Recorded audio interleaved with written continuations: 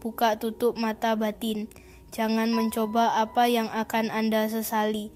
Tidak semua mata batin terbuka bisa ditutup.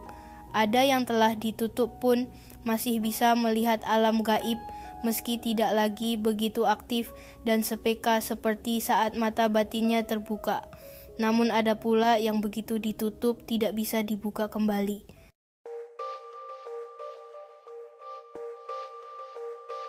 Terbukanya mata batin seseorang memunculkan keahlian seperti mengerti isi hati dan pikiran orang lain, mampu melihat dan berkomunikasi dengan makhluk tak kasat mata, melakukan penerawangan hingga dapat memperkirakan hari esok. Kemampuan mata batin tiap orang berbeda-beda. Untuk menguatkan, menajamkan, dan meningkatkan kemampuan mata batin, Anda umumnya dibutuhkan latihan dan bimbingan. Ada orang yang bisa meng-on-off-kannya dengan mudah sehingga tidak secara tiba melihat makhluk kasat mata jika ia tidak menghendaki. Ada orang yang kemampuannya on terus, aktif sepanjang waktu ia bisa melihat hantu kemanapun ia pergi, siang dan malam. Kelebihan memiliki kepekaan dan intuisi yang kuat adalah jika akan terjadi suatu bahaya, secara tidak sengaja seakan ada yang memberitahu Anda. Anda mungkin mampu merasakan keanehan, kejanggalan, atau kebohongan yang dilakukan seseorang. Insting Anda cenderung menguat. Bahkan ada yang mampu melihat khodam pendamping orang lain, bisa mendeteksi dan melihat penyakit seseorang, sehingga kelebihan ini bisa dimanfaatkan positif untuk menolong orang lain.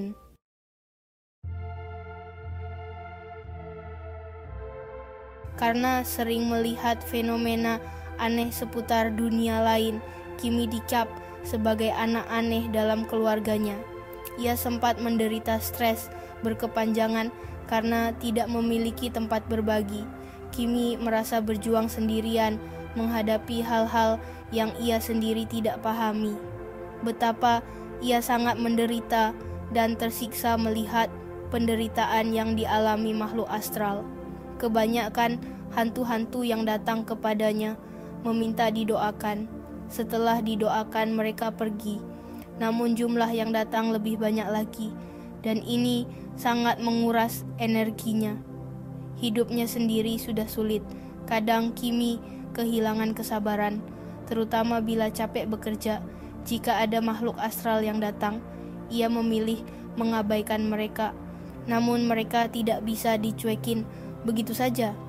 Mereka selalu menunggu di luar jendela kamarnya, tak mau pergi hingga didoakan. Kimi bahkan pergi ke dokter, meminta diresepkan obat tidur agar ia bisa tidur dengan nyenyak setiap malam. Ia tahu itu bukan solusi hidup tenang. Ada efek samping yang harus dibayar mahal kelak bila ia terus mengonsumsi obat tidur.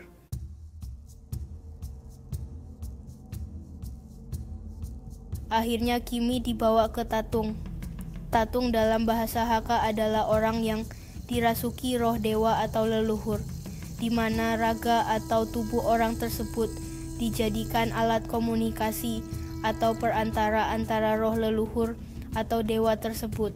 Dengan menggunakan mantra dan mudra tertentu, roh dewa dipanggil ke altar kemudian akan memasuki raga orang tersebut. Para dewa atau roh leluhur biasa dipanggil dengan kepentingan tertentu, misalnya untuk melakukan kegiatan pengobatan atau meminta nasihat yang dipandang perlu. Kebanyakan para roh dewa dipanggil untuk kegiatan yang berhubungan kepercayaan Taoisme, antara lain pengobatan, pengusiran roh jahat, pembuatan hu, dan lain-lain. Setelah kegiatan yang dilakukan selesai, roh akan meninggalkan tubuh orang tersebut. Di Indonesia, daerah yang masih memiliki tradisi ini adalah Sumatera Utara, Kalimantan Barat, dan Bangka Belitung. Mama Kimi meminta bantuan abang iparnya yang seorang tatung untuk menutup mata batin Kimi. Gelombang energi anak ini begitu rendah sehingga ia mudah bersinggungan dengan energi makhluk astral. Begitu penjelasan Tatung. Kimi tidak peduli. Ia hanya ingin terbebas dari semua siksaan karena kemampuannya yang bisa melihat makhluk astral. Kadang ia heran, kenapa ada sebagian orang justru ingin melihat mereka dan ikut-ikutan uji nyali seperti tayangan di televisi hanya sekedar membuktikan keberadaan mereka. Kimi melewati rangkaian ritual yang dilakukan oleh Tatung. Di akhir ritual, Tatung mengusap matanya dengan kertas hu, lalu memberi ia selembar hu untuk dibakar, kemudian diminum airnya. Kimi sedikit ngeri karena kertas yang dibakar menghasilkan banyak karbon dioksida dan ia harus meminum sedikit airnya. Setelah meminum, sisa air harus dibuang keluar rumah. Tak ada jalan lain kecuali menuruti petunjuk Tatung. Meski dalam hati Kimi tidak terlalu yakin, mata batinnya sudah tertutup. Bodoh amat, yang penting sudah tidak bisa melihat mereka. Begitu ia membatin. Ajaib memang, sejak ritual tersebut Kimi tidak bisa lagi melihat mereka dengan matanya. Tapi, bila ia ingin melihat mereka, Kimi hanya perlu memejamkan mata dan melihat mereka lewat batinnya. Setidaknya itu membantu hidupnya lebih tenang.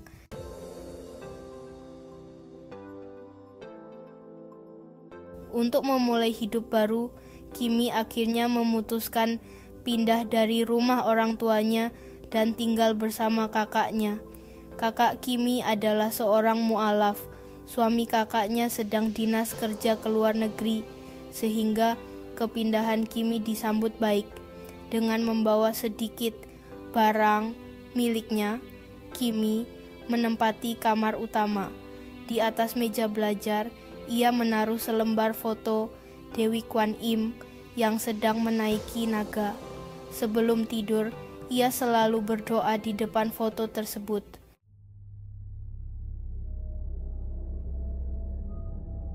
Suatu hari menjelang maghrib, Kimi melihat sekelebat bayangan melewati pintu pagar rumah kakaknya.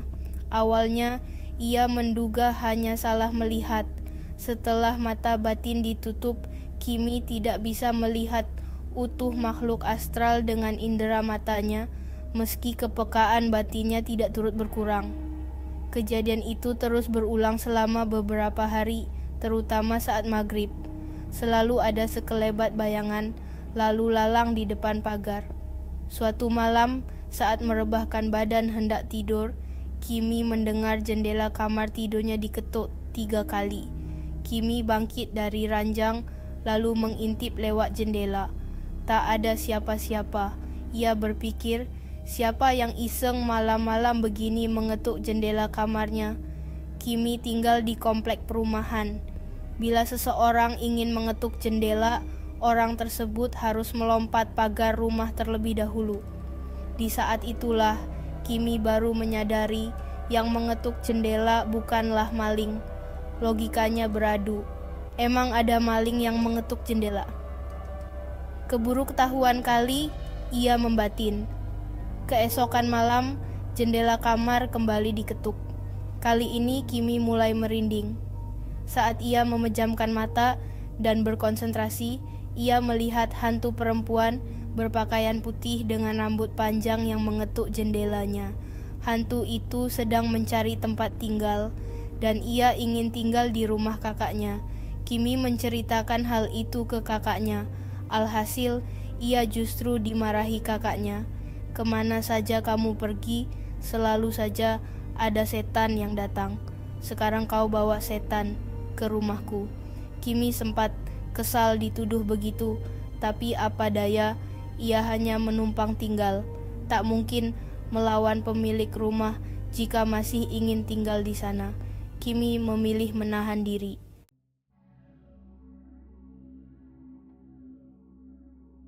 Saat tengah malam, di jam yang sama, Kimi bermimpi hantu perempuan itu ingin masuk ke rumah, tapi tidak bisa karena ada proteksi dari foto Dewi Kwan Im.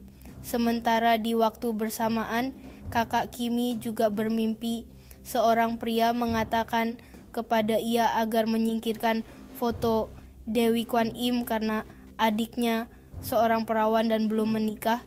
Foto itu tidak boleh ada di kamar, terutama di kamar. Kadang ia berganti pakaian, sangat tidak pantas dilakukan di depan foto Dewi Kwan Im. Keesokan pagi, kakak Kimi menceritakan mimpinya. Kimi sempat kaget karena mimpi mereka bertolak belakang. Hantu itu berusaha mengadu domba ternyata. Kimi tahu ada dua hantu yang sedang berupaya masuk ke rumah, hantu pria dan wanita.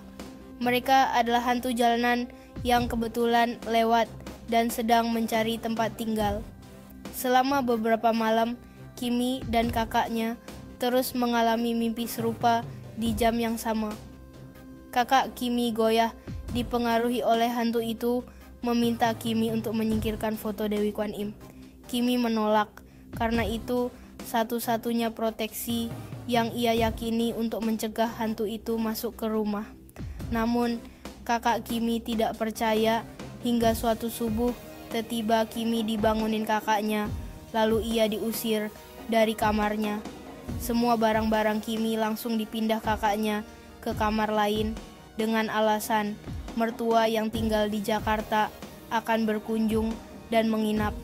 Kimi harus hengkang dari kamar itu. Tidak ada pilihan lain, akhirnya Kimi pindah kamar.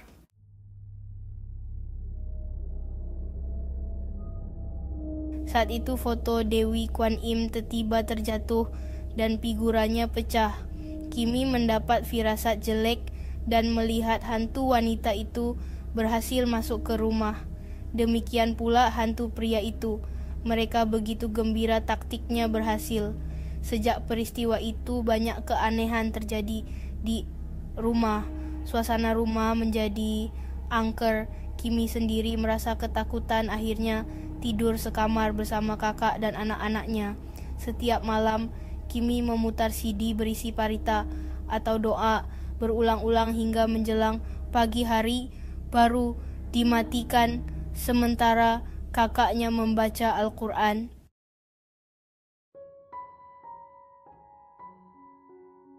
Akhirnya kakak Kimi menceritakan permasalahan itu ke mama.